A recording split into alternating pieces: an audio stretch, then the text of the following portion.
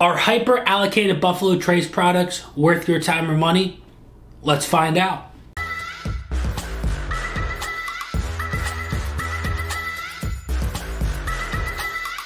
What is going on, everybody? Nathan here with the Everyday Drinker, bringing you guys a brand new video. Today is going to be the last episode of our deep dive into the Buffalo Trace distillery. As you can see, we've got 5 bottles of whiskey on the bar top that are most likely the hardest bottles that you can find from the Buffalo Trace distillery that I personally own.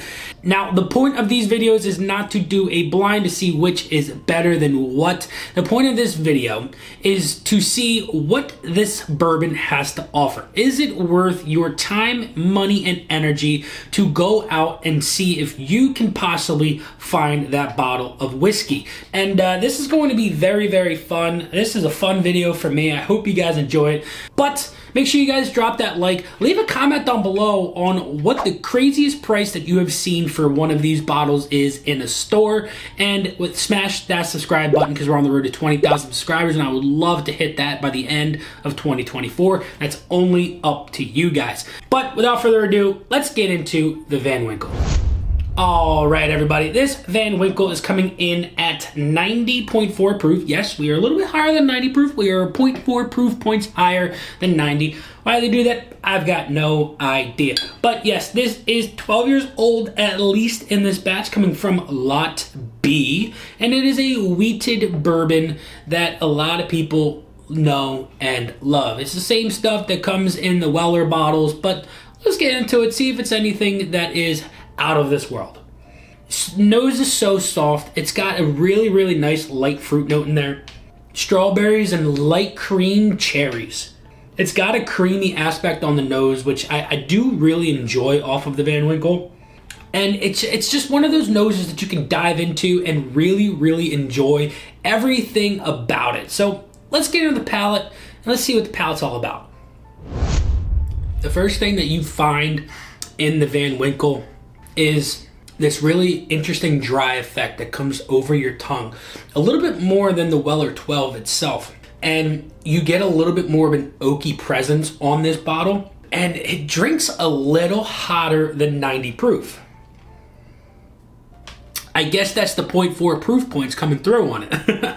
But nonetheless, it's a good bottle. But there are better bottles of bourbon out there for way less. And you know, after diving into this for the first time in a couple of months, it's a $150 sip. I don't think I would spend anything more than $150 on another bottle of this. I don't think I'm going through this anytime soon, so I think I'll be fine on that. But $150, Van Winkle Lot B, I think that's the max I would go for it. And that's not saying anything bad about it whatsoever. But before we get into bottle number 2, we've got to have a word from today's sponsor. Ever skipped an early morning tea time due to drinking too much the night before? Well, me too. If you're committed to making your tea times, you need Z-Biotics. Z-Biotics Probiotic is the world's first genetically engineered probiotic. Z-Biotics was invented by PhD scientists to help with your rough next mornings. When you drink, alcohol gets converted into a toxic byproduct. It is this byproduct that causes rough next mornings, not dehydration. Z-Biotics produces an enzyme, and this enzyme helps break down that byproduct. Just remember, take one of these Z-Biotics before you drink the night before, drink responsibly, and get a good night's rest to have a great next day. Before I ever started taking Z-Biotics, the morning of a disc golf round was always rough, and I always like getting out there, slinging some discs and kissing some chains. Z-Biotics has made that a lot easier. I take this before I start drinking the night before, have my fun with my buddies, and I wake up feeling nice and refreshed like nothing ever happened. So that way I can get onto the disc golf course, have some fun, kiss some chains and miss some baskets, and have a great day. With Memorial Day coming and 4th of July coming, you are going to want to stock up on your ZBiotics. So to do that, make sure you go to zbiotics.com/everydaydrinker to get 15% off your first order. Or you can scan the QR code on the bottom of this screen and it'll take you right to their website. But make sure you use my code EverydayDrinker at checkout to get your 15% off your first order. You can also sign up for a subscription plan using my code so you can stay prepared no matter the time or the occasion. ZBiotics is backed by 100% money back guarantee. If you are not satisfied with your purchase, they will give you your money back, no questions asked. So remember to head to zbiotics.com/everydaydrinker to get your first order 15% off. And thank you again to ZBiotics for sponsoring today's video. All right, everybody, we are back. We are back on bottle number 2, and we are diving into the Thomas H. Handy. Now, I already did a review of this bottle, and I told you guys that it is an absolute dynamite bottle. But, you know, for the purposes of the video, I'm going to drink it and nose it again, and you are stuck with that. So this is the 2023 Thomas H. Handy, coming in at 124.9 proof. I do believe that this is 6 years and like 1 month old is the youngest in this blend. But nonetheless, it's a rye whiskey. I tell you guys all the time, I'm starting to dabble into the ryes a little bit more. I'm really enjoying them. And this nose, it's interesting because from the first time I nosed it to this time, the nose hasn't changed, right? There's not a lot to find on the nose. It's not the most enjoyable nose in the world. It's got a lot of heat coming off in the nose and a little burst of citrus. So let's get in the palate. And that right there is where this whiskey shines, is the palate.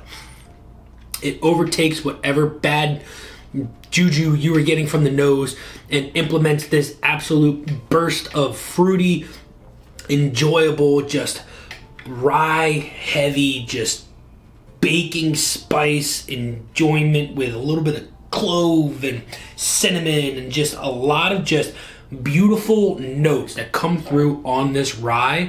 It's really, really darn good. And you know, if you do see these in a bar and they've got the option to buy a 1 or 2 ounce pour, I think that the most I would go for this is probably $50 because it is one of the more enjoyable rye whiskeys that I have had.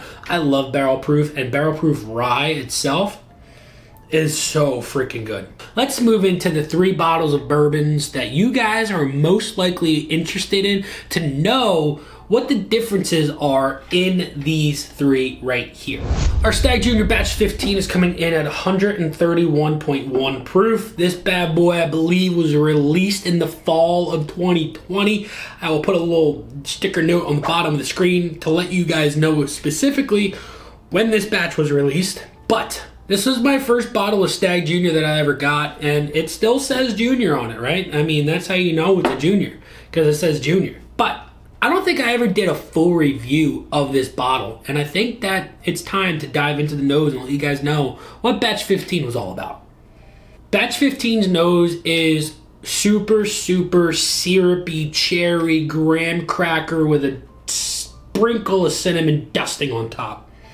Fine, light, woody, charcoal-y, burnt notes come through. A drizzle of honey. And man, oh man, I've had batch 12 and I've had batch 15, and I do personally, humbly, honestly believe batch 15 is better than batch 12. And that nose is wonderful. Let's get into the palate. It brings the animal out in me. Wow, that is one heck of a sip. That is an enjoyable experience. Stagg, because it's batches, they vary. They vary in proof, they vary in flavor, they vary in the nose. They're all going to be relatively good, right? There's going to be better batches and they're going to be worse batches. This just happens to be one of the really, really good batches. Now, Stagg itself is always one of those bottles that I want to have one on the shelf. Now, I don't go out there and spend the astronomical $200 a bottle, secondary $230 to $250 depending on the batch.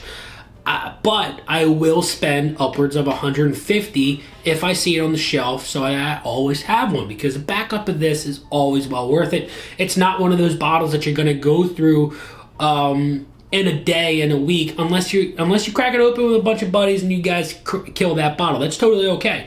But just know that this is one of those bottles that's so hard to find at MSRP, and if you do, you got kissed from God.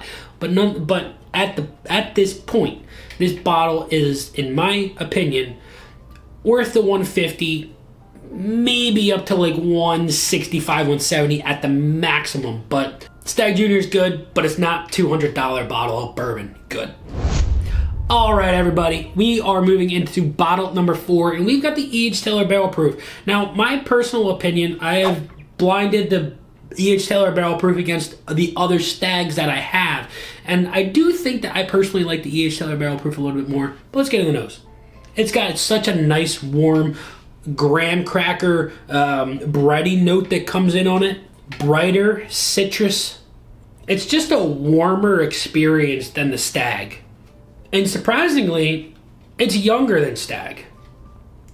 The nose is just so nice. It's complex, but not too complex to where you have to dive super, super deep into it. I love the nose of the E.H. Taylor. Let's get in the palate.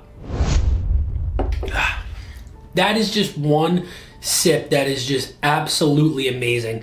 Stagg to me has a little bit of like a bite in the beginning, whereas the E.H. Taylor is smooth and creamy and viscous and enjoyable from the absolute beginning to the absolute end, and there is no bad sip of that whatsoever. It's got a lot of creaminess to it, a lot of bright notes, citrus notes, light earthy notes that come through. I get a little bit of a char that comes through on the mid to late finish, but that rounds out with a lot of vanilla sweetness and caramel drizzle that is so, so beautiful. I do think that for the E.H. Taylor, I think that this is another $200 spend bottle at the maximum. I do think that, in my opinion, is a little bit better than Stagg Jr. Just my opinion. Could be wrong on that. You guys could like Stagg Jr. a lot more than these E.H. Taylor Barrel Proofs. But nonetheless, I do think that the E.H. Taylor, for me, is just a little smidgen better than the Stagg Jr. But we got one more bottle to get into, and that's that bad boy right there. The George T. Stagg. Let's get into it. George T. Stagg, Kentucky Straight Bourbon Whiskey, coming in at 135 proof. This was the bottle that I've always wanted. And, you know, I've always wanted a William LaRue Weller, but in the back of my mind, I really did think that I wanted a George T. Stagg a little bit more. I'm still on the hunt for the William LaRue Weller. Don't get me wrong. I still want that bottle. But I think that I was always in denial, thinking that I would never get this bottle right here.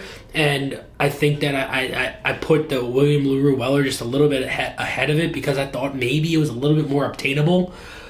But here we are. We've got the George T. Stagg. We did a review of it. You guys have seen it. You guys know my opinions on this bottle. But what are we? 3 months later? 4, 5 months later now? My thoughts still the same on this bottle? Let's find out. Super, super dark oak note comes through on there. It's almost like it's a charred, burnt vanilla bean. Like, you get a lot of vanilla punch, but it's got this charred, oaky, hit you in the face experience. I don't know if you guys can see that, but on that glass, this leg is just glued to it, and that is amazing. Wow, I am astounded by what that looks like. That's something else. I really hope you guys can see that. That's amazing. But back into the nose, you know, you get what this has, but just here comes the boom. That's what this gives you, and it is wonderful. Oh, man, that is unbelievable. And the oak is not overpowering. It is at least 15 years old in that bottle. You know, there are older barrels that were blended with that. But I'm excited to get into the palate. I know you guys are too. Cheers.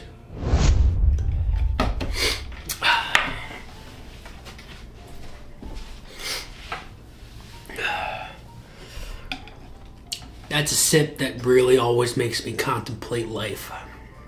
It's making me sweat a little bit. It gets in all the nooks and crannies, all the crevices, all the spaces around my teeth.